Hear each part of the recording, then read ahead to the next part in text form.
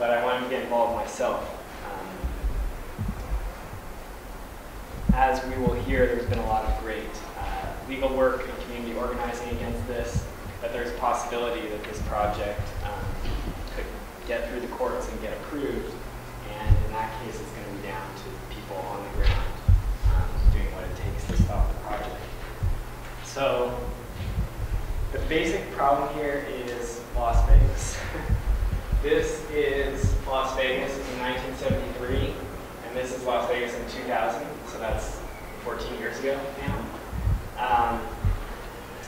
In 1973, the population was 330,000, and in 2012, so 12 years after this, it had grown to over 2 million.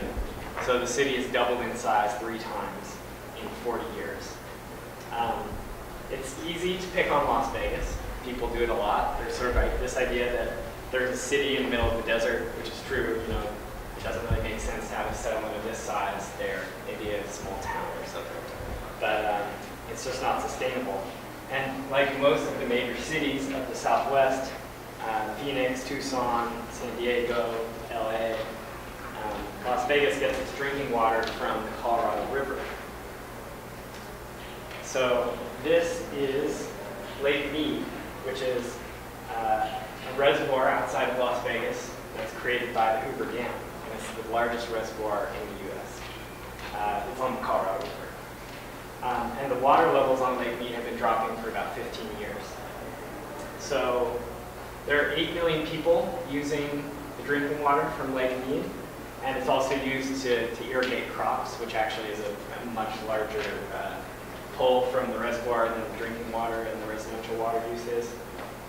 So this white line up here, that's the level that the water used to be at. So the primary villain in this story, there is a villain, is this organization, the Southern Nevada Water Authority. This is their headquarters building. It's pronounced, you can pronounce it Sinwa, S-N-W-A, Sinwa. But there is also another name for them. That is the headquarters of the Confederated Tribes of the Goshute Reservation. So Sinwa is in charge of water for the Las Vegas Valley. And they're really scared right now because the amount of water in Lake Mead is dropping, the amount of flow in the Colorado River is declining. We're in the middle of a 10-year drought in this region. And climate models say that the Southwest is entering a drought that could be more or less permanent because of global warming. So because of that, another huge catastrophe in its own right is that the Colorado River no longer reaches the ocean. This is the delta of the Colorado River. This is actually about 90 miles from the ocean. It's already dry like this. So there was a person named Peter McBride who traveled the length of the river in 2011, I think mostly by kayak and small boat. And he said, quote, "This estuary used to be one of the largest desert estuaries in North America. It ran to the sea for 6 million years, and the river basically stopped in the late 90s. It used to be 3,000 square miles with lush forests and jaguars and deer. And having walked it now, it's nothing but a cracked, parched, arid landscape." So it's pretty striking to imagine that that was the jungle. Did you take this picture? 20 or 25 years ago. No, that was a photo from Peter McBride. So back to Las Vegas. Less and less water is flowing into Lake Mead, and the water level is getting lower, and the intakes that they actually use to pull water out of the lake are getting closer and closer to the surface. So Sinwa recently built, or is in the process of building, what it's calling the third straw. There are 2 other intakes that are kind of like straws that can pull water. So they call it the third straw. And here's an image of it. So intake number 1, right here, number 2 is here, and this is the third one that they're building. So this is a $1 billion project, and they've been pouring concrete 300 feet below the surface of the lake, so you can imagine the technical challenges trying to build this vast piece of infrastructure 300 feet underwater. They've got a tunneling machine that's boring through 3 miles of solid rock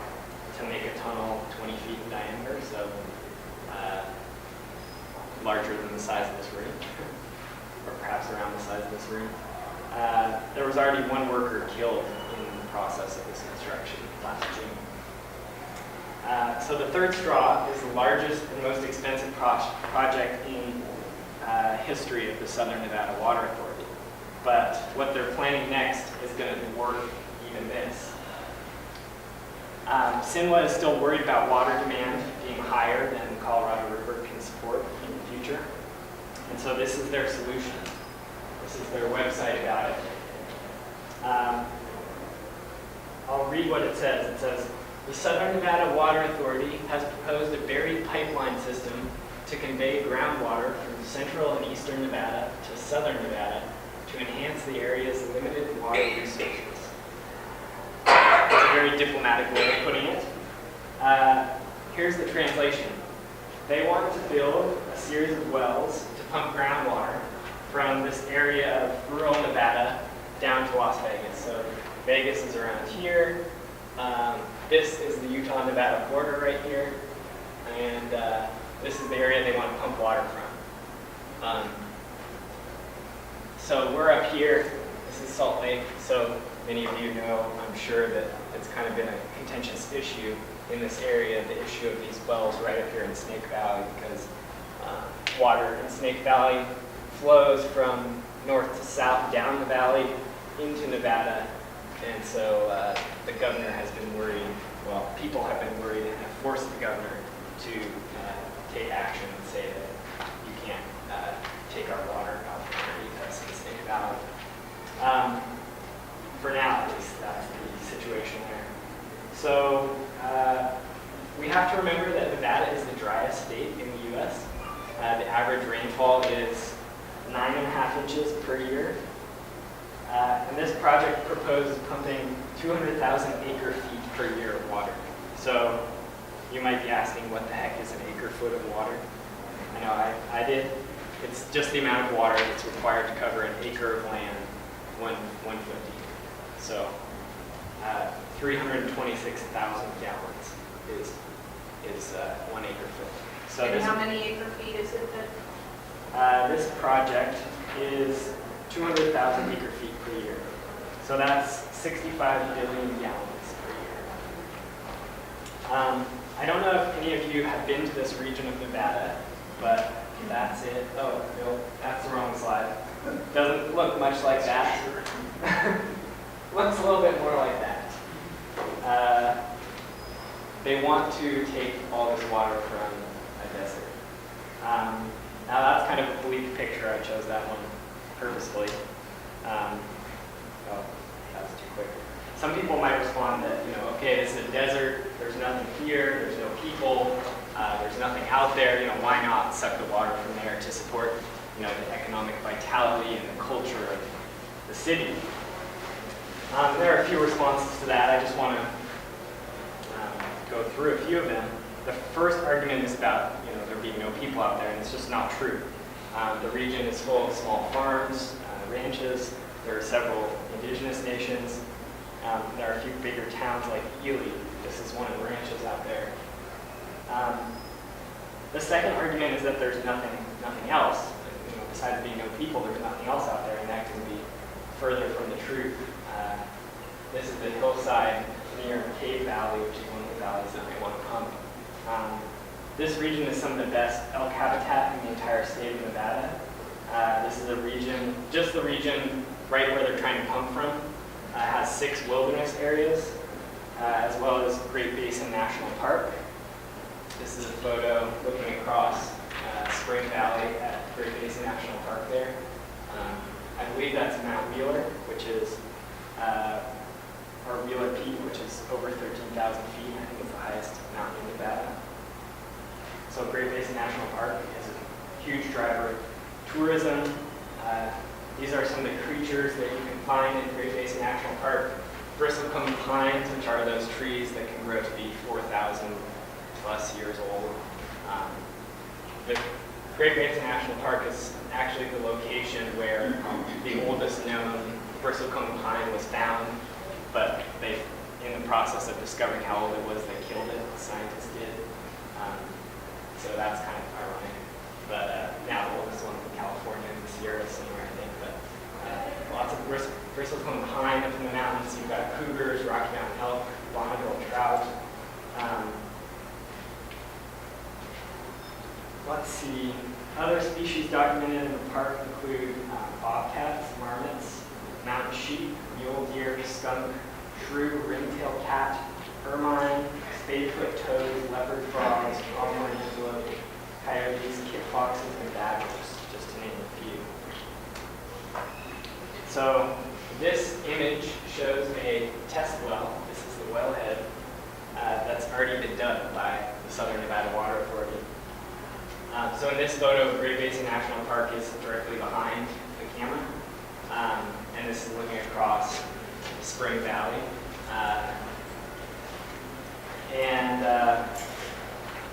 This is actually a really important site in the background here. I want to read something about it that was written by Elaine Spilsbury, she's a member of the Great Basin Water Network and she lives in this area. So I will quote from her. Traveling east/west on Highway 50, one will notice that the floor of Spring Valley is tree covered. That's these trees here. These Rocky Mountain junipers were pushed there by an ancient glacier. Their root system is very shallow and consequently are in extreme danger of drawdown of the groundwater. The Nehweh, Nevada's native people, who were hunters and gatherers, roamed in small family groups in search for sustenance. This forest of junipers was centrally located and provided shade during hot summers and became a gathering place for the Nehweh. There was ample water and consequently many game birds and animals gathered here. Rare medicinal plants grew here, and pinyon forests with their ample bounty of nuts were near, and fish thrived in the waters. The cedars became a sacred ceremonial site. Friendships were renewed, young people found mates, sacred ceremonies were performed, and food and medicinal stores replenished prior to snowfall. Unfortunately, when the settlers arrived, the ceremonial gatherings were misinterpreted as war parties, and massacres occurred. The first two massacres are of official U.S. cavalry record. A military unit had traveled from Fort Ruby and was not aware of the marshy conditions in Spring Valley.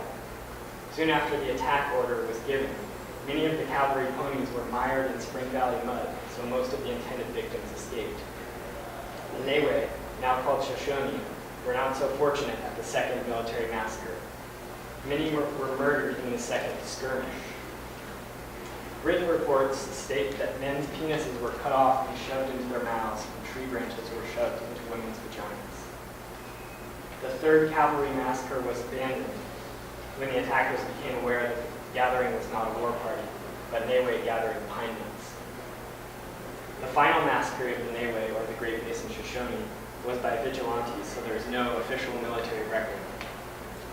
Two little girls who were approximately 8 years old hid in a ditch and were not discovered. They were able to walk south to the Swallow Ranch. One of the girls, Annie Jack, eventually joined the folks at Ibapaw.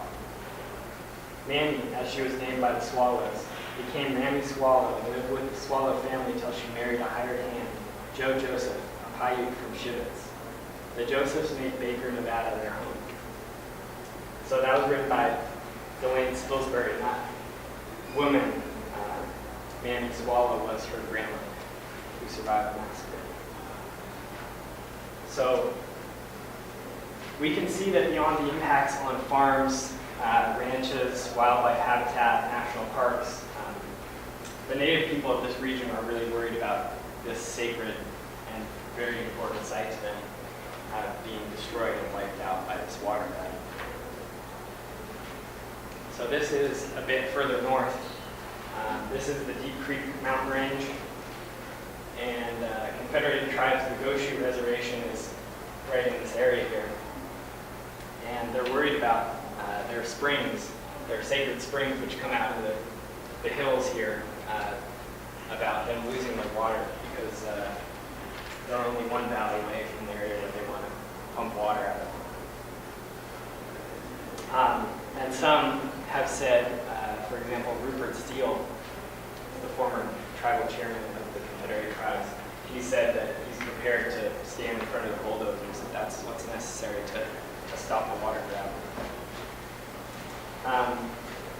So one big concern about this issue is specifically for people here in Salt Lake City and across Utah is that the prevailing winds from this region come directly from this area over the Salt Lake and towards this area. And what we may see if this project goes forward is a situation similar to what happened in the Owens Valley in California, where all the groundwater was extracted and the place, which was already extremely dry on the surface, turned into completely desiccated, sandy, wasteland. And all that dust is still causing air quality issues in that area to this day.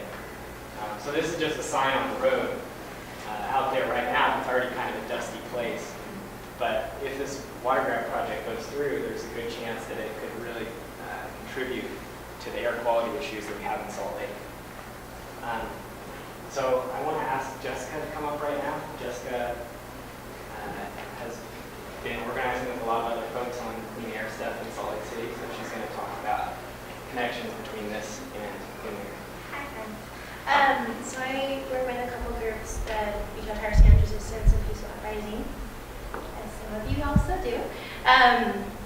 And so the air quality thing that Max has been talking about is actually something that is really concerning in the larger sense of air quality in the Wasatch Front, right?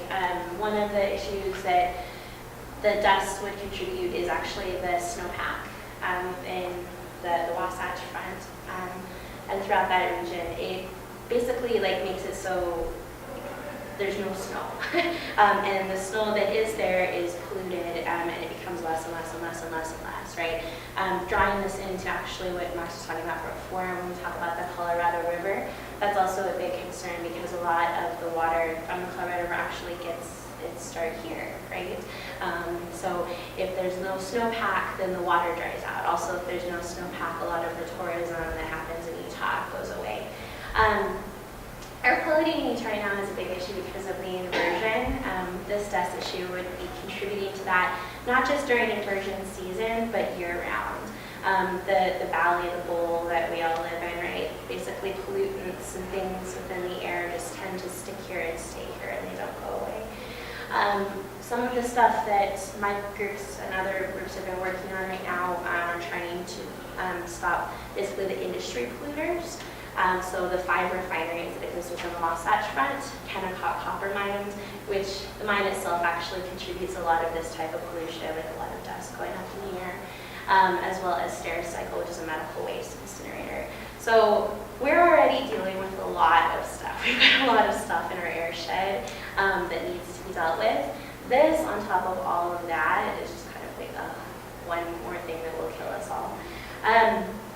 I don't want to take up too much of Max's presentation time. So there's 2 different things that are happening for air quality events that you can take part in within the next couple of weeks. The first one is going to be a fill-in at the Tesoro refinery on Saturday the 18th at 6 p.m. One of our friends actually was stopped by a off-duty police officer working for Tesoro as he was filming flaring, right, which is like a big polluting event, lots more toxins than normal are getting out in the air. And he was filming this and was stopped and detained illegally. So we're asking people to come out with their cameras to basically show police force as well as the corporations that we're not afraid, we're going to hold you responsible, and we're going to watch what you're doing. So come to that, and then there's going to be a big, huge air quality rally at the Capitol on the 25th.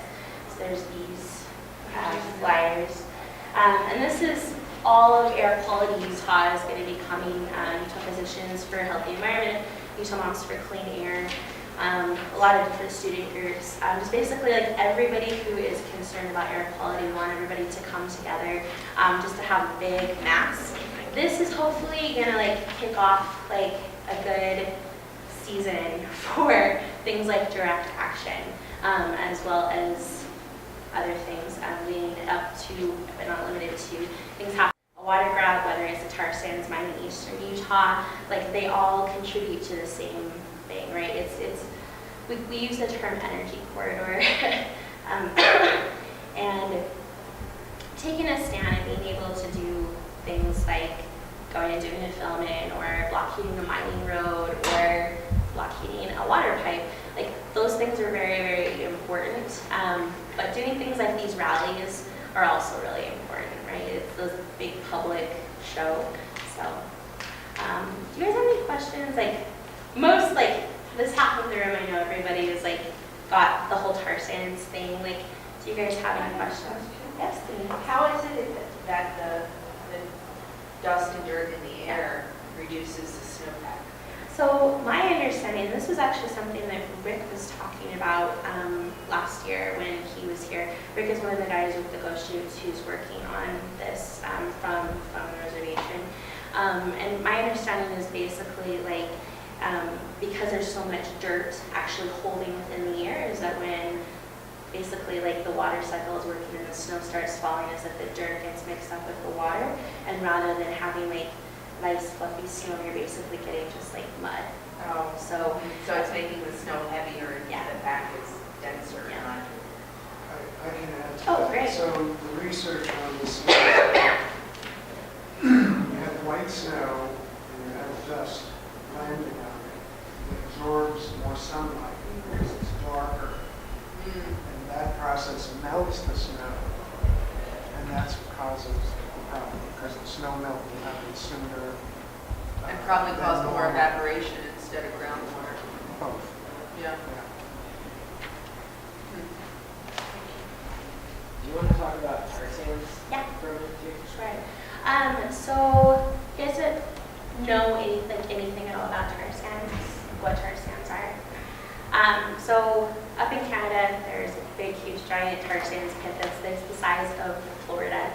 And before in the United States, they've never really tried to do tar sands mining simply because it's not been an economically viable thing to do.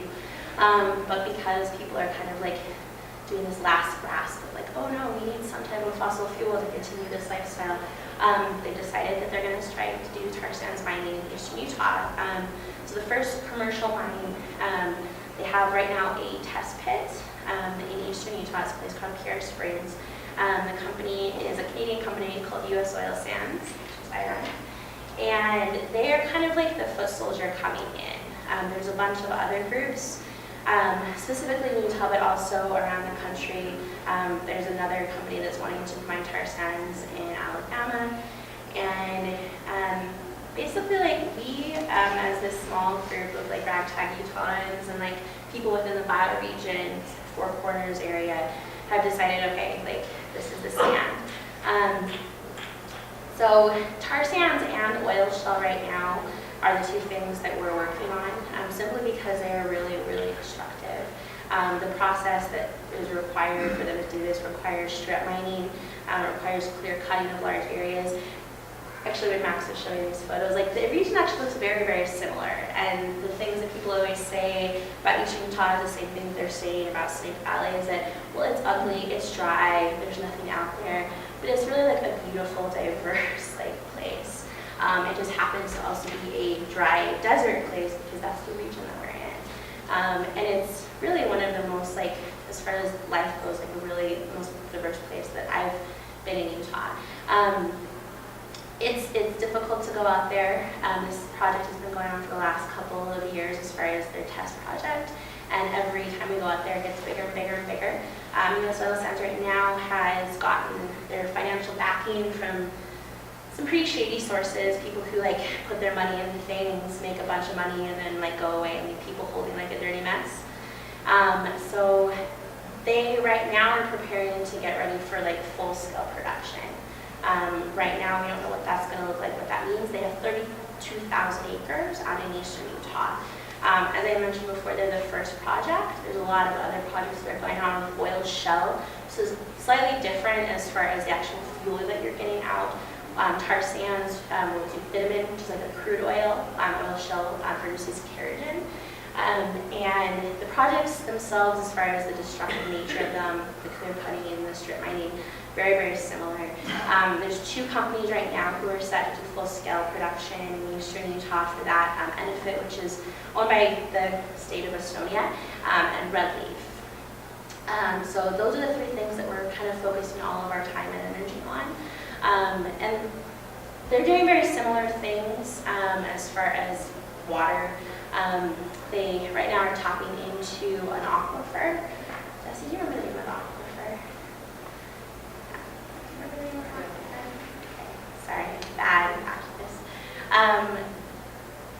There's no water out there, so they say, but there are lots of like little springs, and the White River and the Green River crisscross around this area. There's creeks. Willow Creek is a big creek that's really close by, which all leads into the Colorado River. The company itself says, well, there's no water out here, so we don't have to worry about polluting the water, which is a blatant lie. But the state of Utah hasn't required them to back that up with facts or in these type of studies. They just took the company's word for it that there's no water. Then tapping into an aquifer, which is, I don't want to say 3,000 feet beneath the surface. Yeah. This water has never been really used before. It's ancient water. And right now, U.S. Oil Sands is using this to make mud. They are basically using this to get all of the dust that's flying up because of this giant road that's going out into the middle of nowhere. All this dust gets like put up into the air, and they're using this ancient water to basically pack that dust down, which is a great use for ancient water. They're also contributing, as far as that goes, to the air quality issue in the Uinta Basin, which is bad because there's a lot of fracking wells, there's a lot of these types of projects that have been going on out there. There's also a lot of methane, which is being released at the fracking wells. So when we talk about air quality in the Wasatch Front, people like they know what you're talking about when you say inversion, because you can see it, right? Like you go outside and you can feel it. When you go out to the Uinta Basin, it's not quite as visible, but it's there. And projects like U.S. Oil Sands and the oil shale projects are basically going to be contributing to that as they move forward. Enefit right now exists on, I'm trying to remember the square footage of Enefit's project.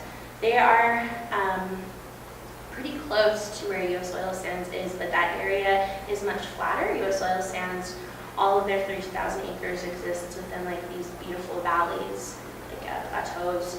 Enefit's project is a much flatter area, and the roads that are going out there, the last time that we were camping, I mean, dirt is everywhere. And Max was talking about like what happens when water gets drained out of a place because of like extraction processes or these pipes. Like this is what happens, is like there's really no life that's able to like live there anymore. You just have like trucks going through and giant clouds. So if you want to get more information on the tar sands projects themselves, you can go to our websites, which are tarsandsresist.org and peacefuluprising.org.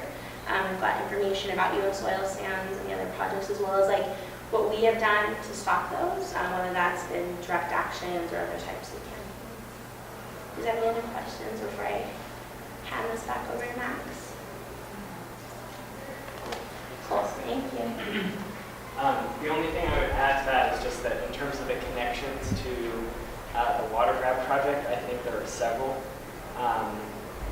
This, as Jessica said, this initial tar sands mine and these oil shale mines are directly in the watershed of the Green River, and that's the major tributary of the Colorado. I think there are 20 million people who have drinking water downstream of these projects, and 15% of the nation's crops are irrigated using water that's downstream from these projects. So I think it's a huge issue. Contamination of that water is a huge issue. And it has an impact here as well, because if that water is polluted, then they're going to have to go somewhere else, and this is their first choice right now. So the other connection, of course, is that this, just as this project is an air quality hazard for the Wasatch Front, so is the tar sands project. They're already refining tar sands oil at the refineries up here in Salt Lake, and that tar sands oil is coming from Canada right now, But if this project gets up and running, that's going to be Utah tar sands being refined right here in Wasatch Front.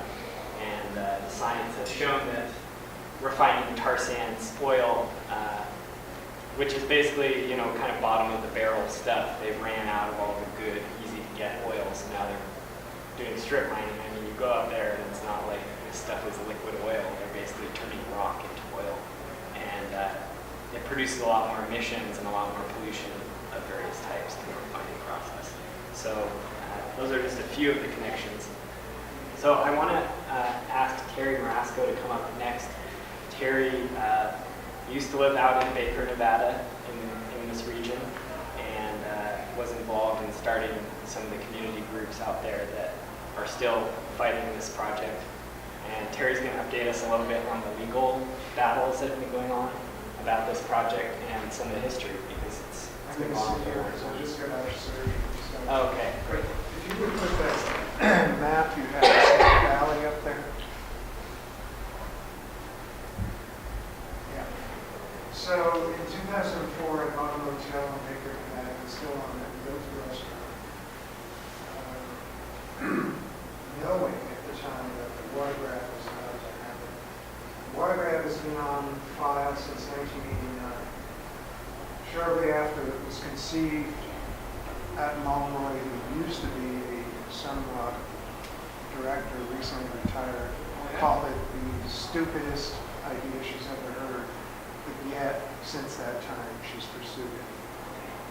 Her job just went to the deputy and singer and attorney, who has the same mindset. So, anyway, I wrote at my expense a letter to every registered voter in White Pine County saying, hello, I bought the Silver Jacket Hotel, and by the way, there's a bulldozer coming. And all the people out there were sort of sleeping, saying, oh, it's too big, it's too expensive, we can't fight it.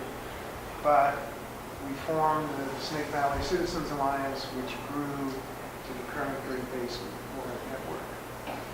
So the legal history is when the state of Utah, and this is the most deceitful thing that's happened in my lifetime as far as law is concerned.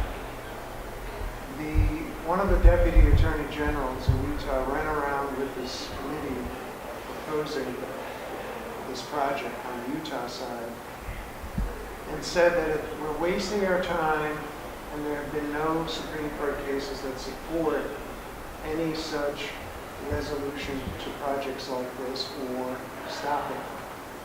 So I sort of scratched my head and we started to get attorneys on it. It so happens that there are Supreme Court cases that have dealt blows to these kinds of projects, U.S. Supreme Court. And so I sent that information to the AG and the head of this committee, and they completely, totally ignored it as they went along. So they were telling a great lie in this whole project, and they still stick to that today. So the first court case is that since the applications are out from 1989, the law in Utah says you have to move on them in 1 year. Well, they hadn't moved on it in 2004, 5, 6. So we sued them, went to the Supreme Court, Nevada. And they said, you're right. So all the applications are dead, and they immediately reapplied. So we had to deal with that. So the next case, the state engineer granted rights to Cave, Delamar Lake in Spring County some time ago, and we got a court decision that put a stay on that and said, no, this is not correct. And the state engineer has to go back and redo the whole thing. And Sunwa just filed in the last few days an intent to take that case to the Supreme Court of Nevada. Okay? So we're going to be fighting that battle. In the meantime, the BLM had an EIS Act for years. The scoping comments in the first year was 7,500 comments from Utah and Nevada folks. So BLM, after beating them up for years, said, okay, we decided that you can't take water, we won't grant the right to take water from Snake Valley, but you can take water from these other valleys. So Sunlaw is fighting that. So Snake Valley is not safe, but at least that's in the BLM record. Well, you all know that the governor was ready to sign an agreement with Nevada, and we put a lot of pressure in Utah since I live in 3 states now in Montana also. But we got the governor to understand vis-a-vis the public that signing that would be a destructive process for Utah. Keep in mind when you look at the border and where the pipeline is in Nevada, the water is being taken out of Nevada, but the water from the mountains where I have my resort, the Great Basin National Park, goes into the aquifer from the snowpack and flows all the way north to the Great Salt Lake. So if they took the water out of Nevada, 84% of the impacts will be in Utah. So when I came to Utah in 2005 to start the battle, we began to make that picture clear, and eventually the government decided too much pressure from the public, ruining our assets. He decided not to sign it. The next lawsuit is pending, and you'll see a notice between January 20th and January 28th, whereby the Great Basin Water Network is going to file a legal action in the NEPA process, calling it fraud. And we've watched this for years, this going on, and there are all kinds of flaws in the process, which we will be soon to get the whole thing thrown out completely. So, it's a never-ending battle on the law side, but we always knew from day one, in 2004, we had our first strategy meeting. We'll have to go to court to get this over with. They should probably be a little bit more sense. So,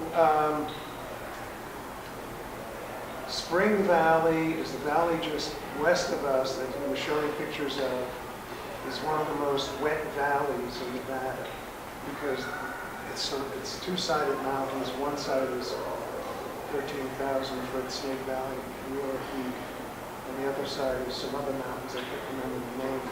But the water flows into these Rocky Mountain juniper lowlands. There's a huge amount of water there. However, according to all the scientific data, and the legal attack is, if you lower the water table 20 feet or more, you're lowering it below the root levels of the phreatophytes. And SMWA comes back with this argument. Oh, that's all right, we'll kill the phreatophytes off, but other plants will come back.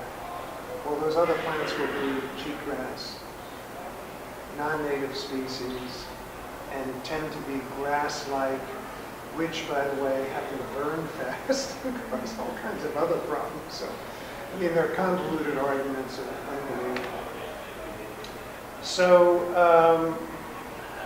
1989, here it is, 2014? That's a long time to go on. I don't have any doubt this will happen. We have people and organizations ready to sue on many different fronts. We'll keep Las Vegas in court for years, and they'll just have to find water standards. We're already running out of time. So, that's a brief overview of the law. Any questions? A question for both Max and Terry. What can we do to help support the effort to guarantee that this doesn't happen? Well, from our side, it's always, you have to remember that politicians, this is what I've learned as an activist for many years, live by the philosophy called silence is consent. If I don't hear from you, whatever I'm doing is okay. We made noise from day one. This little cockamamie town called Baker, Nevada. Could you just show where that is? Oh, okay. Baker is 6 miles from the Utah border, a little tourism-oriented town with a large ranch. And I bought the resort because of the park, national park. So silence is consent. You show up at rallies because we need heads. We always need heads at rallies. But more so, you need to write to the governor of each state and to the legislators, to the congressional people.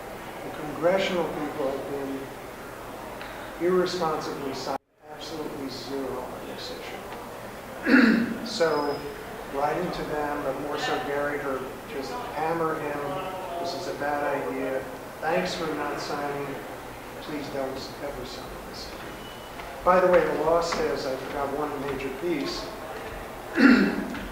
Hatch did promote a law in the Lincoln County Lands Bill that said you cannot take water out of Snake Valley unless both states sign an agreement to do so. So that was the agreement Herbert was willing to sign, and until the pressure in Utah said, bad idea.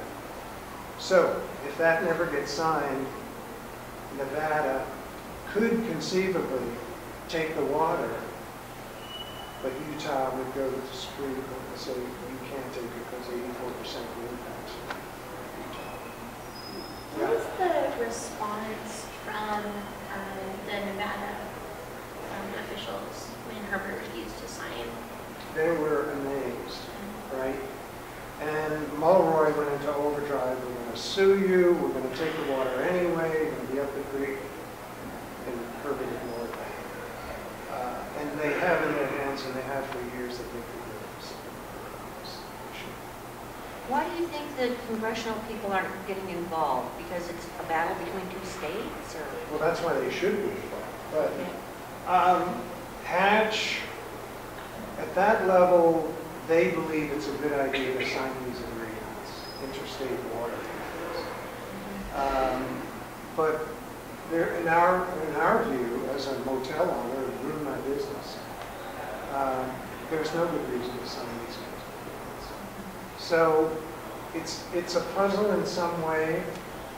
Rob Bishop, who came out to the West Desert to talk to us at the West Desert High School, which is on the Utah side, just across the border, said, well, I'm glad you brought that up. Let me think about it. We have anything. But just don't touch it. And what's so peculiar, I'll tell you a story. This drives me crazy about rural people. So the major rancher out there owns 8,000 acres, and his ranch would be most affected, 20,000 acre-feet of water, which does have a huge asset. You can make a lot of money if he sold his rights, but he was fighting it. So the Democratic governors, the race came on for new governor of Nevada, and of course Republican and Democrat. And I said to Dean, are you going to vote for the Democrat because he's more or less against the water grab? He said, no, I'm voting for the Republican. I said, why? He said, well, I always vote for the Republican. I hear this, I live in 3 states, in rural part of Montana, rural part of Nevada, and I've dealt with all these rural people in the West Desert of Utah. This is that major thing. But yet they protest the same legislators that don't take moves. I can't get my head around that. Yeah, I want to add a few points just to give people a better understanding. One idea that has been tossed around is St. George down here in southwest Utah is growing fast, and it's kind of a desert retiree town, and they're in need of water as well. And they want to build a pipeline down to Lake Mead to take Colorado River water. And so there's been talk of basically doing a swap of Utah allowing Nevada to take some water up here in exchange for Nevada allowing Utah to take some water down here. As far as what you said, Terry, about the project really not happening, I'd really like to think that isn't true, and you could very well be right. You've been involved in this a lot longer than I have, but I'm not convinced necessarily. Samoa has already spent tens of millions, maybe hundreds of millions of dollars buying up properties in this area, securing the water rights, putting in test wells, and the other sort of piece of the puzzle that I just want to add is that this water that they want to take from up here isn't really for the people of Las Vegas. Las Vegas is actually pretty decent on an individual level at reducing water use. They've been pretty effective at conservation programs and such. Basically, they want the water for developers. There are a bunch of real estate developers who have all this land north and east of Las Vegas that is essentially worthless right now because it has no water. And they want, if they can get this water in there, then they can start putting in some really expensive stuff in there and make millions, probably billions of dollars. So I think that's one of the main drivers. Those would be the people who actually own the Southern Nevada Water Authority. Well, the water authority is a public utility. Well, That's yeah. similar, yeah. But as we all know, government, despite it being a public entity, does not always act in the best interests of the majority of people. Getting back to the connections, there seems like a real threat, a real opportunity. Like, I mean, I feel like if I were working for Southern Nevada Water Authority, it'd be real easy to get Utah to do what you want. Just say, hey, we're going to sue you over the crap you're doing to the Colorado River Basin with all your tar sands and your oil shale, and if you don't want us to sue you and freak out about all that stuff, then you're going to have to let this, White Pine and Snake Valley stuff just go ahead. So that's like a real threat because all the tar sands and oil shale stuff not only presents a major toxic threat to Las Vegas's water, but also Lake Mead is dropping precipitously. There's just not the precipitation there used to be, so every drop counts. So the two are really connected that way. And yeah, the first way that it comes to mind is as a threat. Las Vegas via Nevada holds a lot of cards that they can screw with Utah really easy to get what they want out of Utah. So I guess I'm just sort of throwing it out there to say, well, I see the threat side of this. Does anyone sort of see the opportunity side of like that connection, that this all comes back to thirsty Las Vegas developers? And anyway, I think they're incredibly connected because it's interesting to hear that Pat Mulroy had retired. I didn't catch that, but it had always been my dream on the oil shale and tar sands issue to get Pat Mulroy fighting with Utah over that, because Pat Mulroy usually gets her way. So I figured if we could get her activated and say, oh yeah, this is a threat to our water, we'd probably win. But, she's not going to do that when the Utah government, you know what I mean? Like it's, so I don't know. I don't know how all those things can be like leveraged to our strategic advantage, but they're incredibly connected.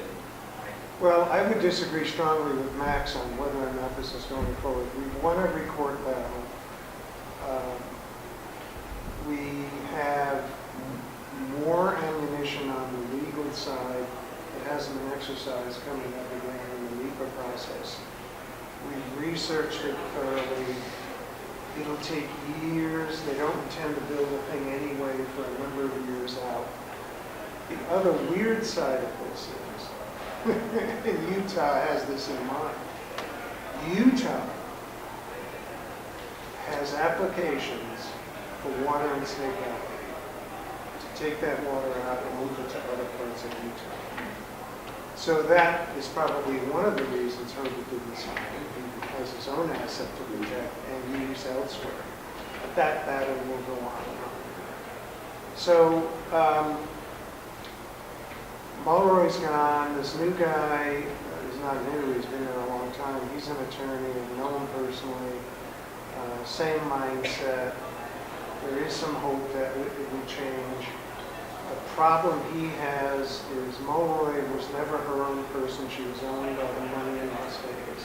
We all have to understand that. Whoever's driving water for Las Vegas, wherever it comes from, is being driven by the owners and the political establishment, the casino owners.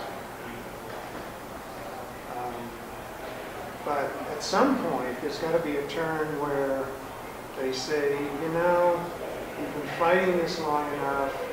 Why aren't you talking about other sources? Well, they actually are. So there was some discussion that Mulroy was having with Mexico, building desal plants and trading water in the Colorado River.